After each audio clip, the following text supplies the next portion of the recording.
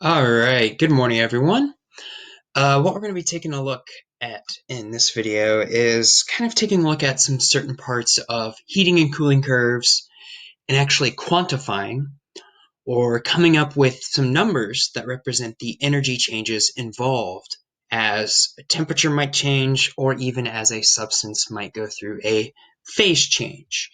So real quick review from our last class. Remember, a heating curve or a cooling curve is going to show us how the temperature changes as a substance gains or loses energy. So what we have on our screen in front of us is a heating curve, where we know that as the temperature increases, we're looking at just the substance gaining energy in one phase, and that when the temperature's flat, when the curve is flat, the substance is still gaining energy, but it's going through a phase change.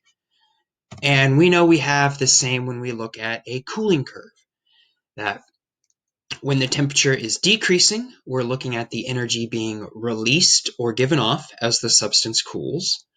And then when it's flat, like here and here, our substance is losing energy as it's going through a phase change. And what we're going to kind of focus on in this video, again, is the energy that is actually involved in this process. Unfortunately, just because of the way the school year worked out this way, it's kind of a mishmash in this unit. But really, in Unit 11, we're kind of looking at energy changes. It's thermochemistry. We're looking at the energy changes in these physical and also chemical processes. So what we're going to focus on, and don't worry too much about what you see on the screen right now. It's kind of being specific whether kinetic energy or potential energy is changing. We're going to focus on something called specific heat.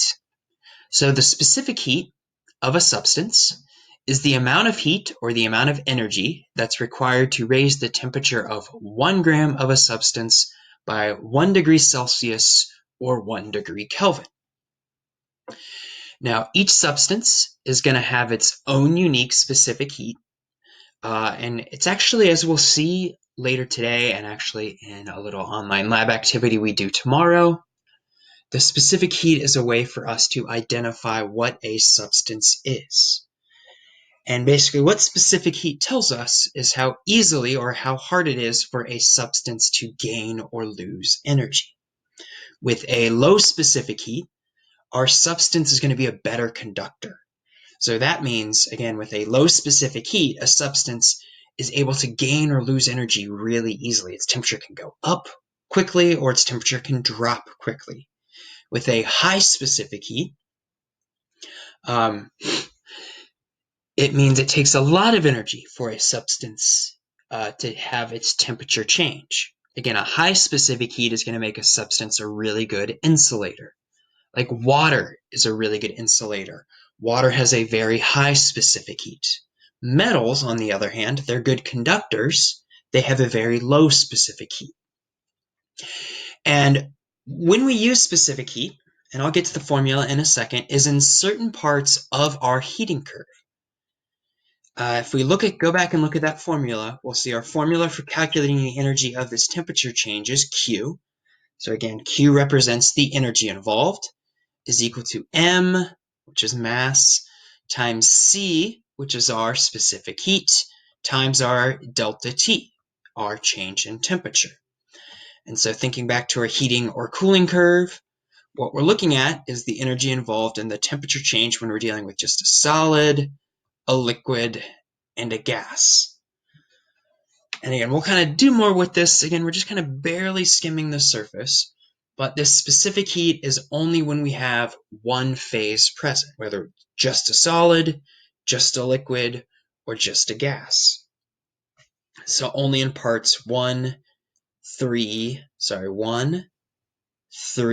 and 5 on our heating curve. The other parts of our heating curve, part 2 and part 4 there, involve phase changes. They don't have a change in temperature. And again, we're just going to mention this in this video. We're not actually going to do any calculations with it. But if we're dealing with melting or vaporizing, we have some other terms to be familiar with. And those other terms that we're familiar with or need to know are heat of fusion and heat of vaporization. And again, I just want you to be familiar with these terms. We're not going to do any actual calculations involved. Where again, heat of fusion is the energy gained or lost when we're melting or freezing. And heat of vaporization is the energy that is gained or lost when we are boiling or condensing. Because again, if we flip back, when we are melting or freezing, again, there's no delta T, there's no change in temperature. And when we are condensing or boiling, there is, again, no change in temperature. But again, we're not going to worry about heat of fusion or heat of vaporization. I just want you to know those terms. We instead are going to focus on the energy change when our temperature changes. We're going to use Q equals mc delta T, or sometimes I like to call it MCAT, where again, Q represents the energy lost or gained when the temperature changes for a substance. Cp is our specific heat at a specific pressure. Just think of it as specific heat. M is going to be our mass, and delta T is our change in temperature. And again, if we want to kind of dive into this formula a little bit more, Q equals MCAT, MC delta T.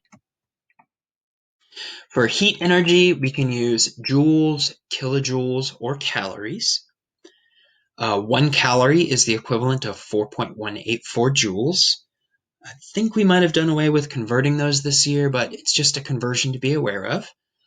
And something else to be aware of is that a food calorie is a capital C. So a food calorie on a food label is the equivalent of 1,000 little c lowercase calories.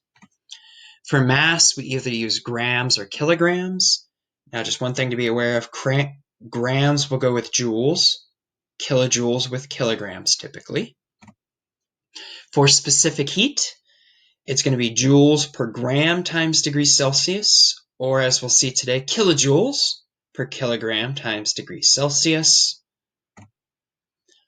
And some ones to know, for water as a liquid, its specific heat capacity is 4.184 joules per gram times degrees Celsius. For water as a solid, it's 2.03 joules per gram times degrees Celsius. And for water as a gas, it's 2.0 joules per gram times degree Celsius.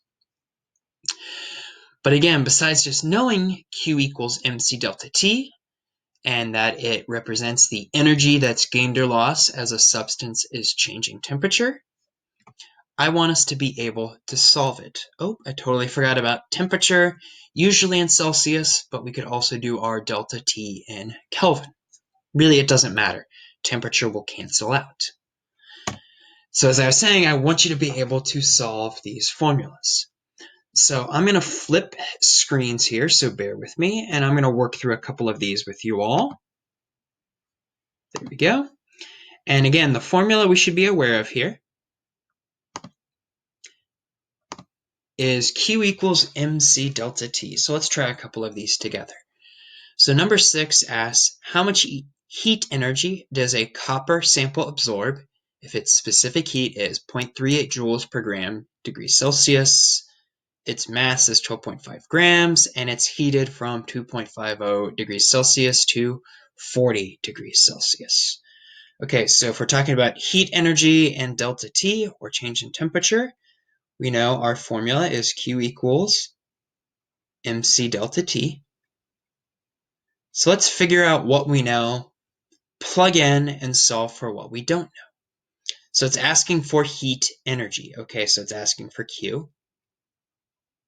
So we should know mass. So Q is our X. That's going to equal our mass, which is 12.5 grams. That sounds like the right unit, grams. C, our specific heat. Oh, that's given to us. That is 0.386 joules per gram times degrees Celsius. And then our change in temperature. Remember, our change in temperature is always going to be final minus initial. So the final temperature in this case is 40 degrees. Initial temperature is 25.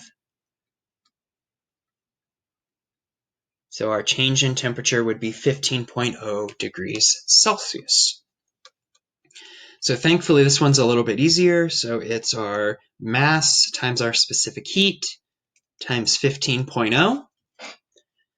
And we get Q as being equal to, and then you might be asking about sig figs. So for significant figures, our specific heat, that's going to be a measured value. That's a constant. So we never want to use sig figs by looking at specific heat. So instead we want to look at mass or our change in temperature. That looks like 3 sig figs to me. So I believe our calculator answer should round to 72.4. And then units, we're talking heat energy, so that's joules or calories or kilojoules. But how do we know the correct unit to use? Well, let's look at specific heat. Our specific heat is joules. Notice grams will cancel. Grams over grams. Our temperature cancel, degrees Celsius over degrees Celsius. So again, our specific heat will give us the correct units for heat energy. So it'd be 72.4 joules. And it would be positive. Something that might not have been covered yet is if we are absorbing energy, we're going to have a positive sign for Q. Energy is being absorbed. That's positive. And we call that, if we are gaining or absorbing energy, it's a positive sign. And the fancy term for that is endothermic. And just kind of a little preview here, if we are losing energy or releasing energy, so if the temperature is going down, so again, if the temperature goes down, Q is going to be negative. We'll have a negative sign in front of our heat energy, and we call that exothermic. I don't know if we've covered or mentioned those words this year, but releasing energy, temperature drops, the substance is giving it off to the surroundings, we call that exothermic. If we are absorbing energy, temperature is going up, and we call that endothermic, and we have a positive sign. Let's maybe try one more, though. How does that feel? Or how does that sound, I should say. Let's do maybe another one here. So the next one asks, how much heat energy is released by 10 grams of gold when it's cooled from 35.0 degrees Celsius to 25.0 degrees Celsius? The specific heat of gold is 0.129 joules per gram times degree Celsius. Okay, so we're asking for heat energy, so we're looking for Q again, which means we should know everything else. So Q is going to equal our mass. Oh, look at that. 10.0 grams. Oh, our specific heat, there we go. Our C is 0.129 joules per gram times degrees Celsius. And our change in temperature, we go from 35 down to 25. Remember, it's always final minus initial. So our change in temperature should be negative 10.0 degrees Celsius. So we just multiply 10 times 0.129 times negative 10. And notice we should have a negative sign here in front of Q, which makes sense because our temperature is dropping. We're releasing energy. It's exothermic. And again, we'd go back and look at our CP, our specific heat for the correct units to use for Q. It would be joules. So we'd released 12.9 joules of energy as that temperature drops. And maybe one more. Number 8, a 4 kilogram sample of iron was heated from 0 degrees Celsius to 20 degrees Celsius. It absorbed 35.2 kilojoules of energy as heat. What is the specific heat? Okay, so we're solving for our specific heat. So Q, kilojoules. That unit works. Again, I know in the first two we saw joules, but we use kilojoules with kilograms, so we can do that. And it absorbs, so it's a positive 35.2 kilojoules. That's our Q. It's going to equal our mass, 4.00 kilojoules, times our specific heat, times our change in temperature, which should be 20.0 degrees Celsius. Final of 20 minus that initial of 0. So 35.2, and then we're going to go ahead and divide both sides by 4.00 times 20.0. Divide both sides by kilograms by degrees Celsius. So 35.2 divided by 80. And our specific heat of specific heat of iron, the right number of sig figs, I believe, should be 0.4403 sig figs, I believe. Double check my math on that. Yep, that works. And then units, remember it's always going to be energy units are kilojoules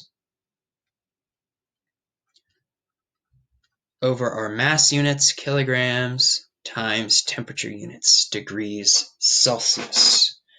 And good luck solving the rest of these.